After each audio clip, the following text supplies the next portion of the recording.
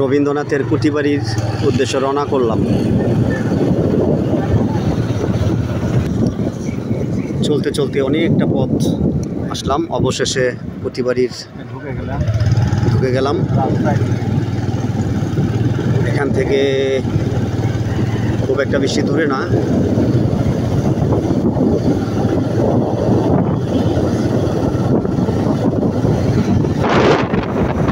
কুটিবাড়িটা হলো নওগাঁ জেলায় অবস্থিত। এখানে রবীন্দ্রনাথ ঠাকুর আমাদের ছোট নদী চলে বাঁকে বাঁকে এই কবিতাটা আবৃত্তি করেছিল। সেই কুটিবাড়িতে যাচ্ছি। সুন্দর পরিবেশ, সুন্দর জায়গা, আসলে মুগ্ধ এই এলাকার পরিবেশ দেখে। হ্যাঁ, কিছুটা পরিবেশ অনেকটা ঘুঘুডাঙ্গার মতো মনে হচ্ছে, যদিও এত সাজানো গোছানো না গাছগুলা, কিন্তু প্রচুর পরিমাণ তাল গাছ, অনেকটাই ঘুঘুডাঙ্গার মতো। খুব সুন্দর একটি পরিবেশ, মুগ্ধর মতো একটা পরিবেশ। মুগ্ধ হয়ে যাবেন যদি আপনারা এখানে আসেন। সত্যি অসাধারণ, সত্যি অসাধারণ। যতটুকু পথ আসলাম শুধু এরকমই গাছ আর এরকমই পরিবেশ। অবশেষে আসলাম সেই অনাকাঙ্ক্ষিত প্রতিশ্বর দেখার জন্য সুদূর বগুড়া থেকে। এ হলো প্রতিশ্বরের মূল ফটক। রবীন্দ্রনাথ ঠাকুরের ভিতরে একটা ভাস্কর্য দেখা যাচ্ছে।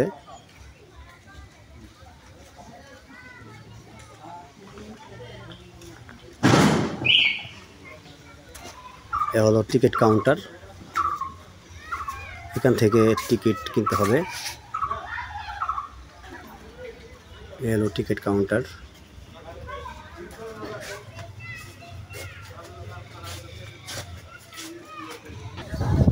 পেয়ে গেলাম সেই অনাকাঙ্ক্ষিত টিকিট।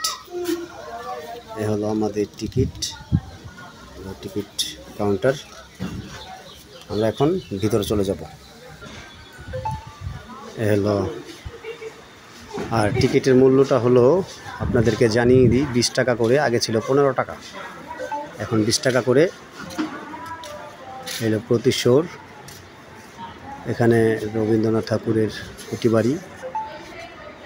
এলো পুরো পরিবেশ। এখানে ভিতরে অনেক কিছু আছে। হ্যাঁ, আমরা সবই ঘুরে ঘুরে দেখবো এক এক করে। তাহলে বন্ধুরা চলেন আর দেরি না করে আমরা ভিতরে ঢুকে যাই। হলো রবীন্দ্রনাথের ব্যবহারকৃত খাট। এই খাটে সে থাকতেন, আমরা যেমনটা জানি। এখানে স্মৃতি বিজড়িত অনেকগুলো ছবি আছে। এখানে ওনার হাতের লেখা কিছু আছে একটা, আপনারা দেখতে পাচ্ছেন। তারপর আমরা চলে যাই ভিতরে। এখানে আরও দর্শনার্থীরা আছে। তার ব্যবহারকৃত টেবিল, এই টেবিলে সম্ভবত সে লিখতেন। এখানে তার আরও কিছু ছবি আছে। এ হলো তার ব্যবহারকৃত আলমারি, সংরক্ষিত করা আছে। তো বন্ধুরা চলেন আরও কিছু দেখব। এখানে ব্যবহারকৃত রবীন্দ্রনাথের কিছু ছবি তোলা জিনিস আছে।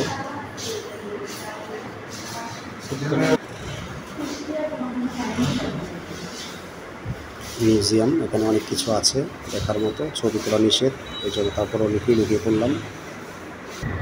রবীন্দ্রনাথের সিন্ধু খুবই মূল্যবান একটি জিনিস, খুবই মূল্যবান একটি জিনিস। এখানে কিছু সংরক্ষিত ছবি আছে। এটা আসলে কি নাম জানি না।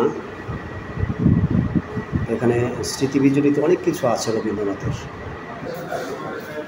ব্যবহৃত একটা জিনিস, যেটাকে মোহর বলা হয়। সেগুলো আছে, তার কিছু ছবি আছে। এখানে তার ব্যবহৃত চেয়ার, আরেকটি চেয়ার,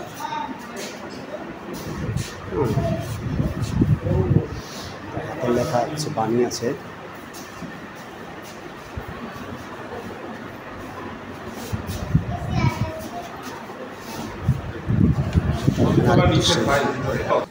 আমরা ভিতর থেকে বের হয়ে গেলাম, তার মূল ফটক। কত সালের কত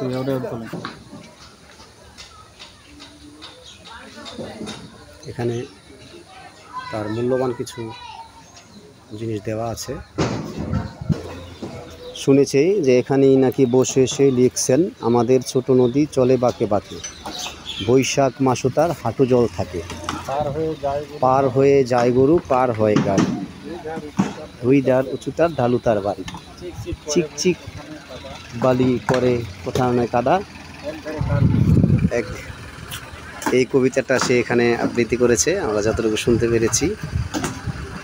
ধন্যবাদ সবাইকে। একটি ছোট্ট একটা ব্লগ বানিয়েছি,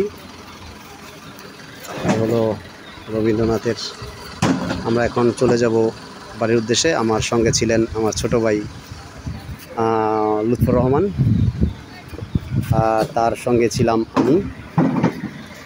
আমরা দুজনেই এখানে আছি। ভালো লাগলে অবশ্যই বলবেন। ধন্যবাদ সবাইকে।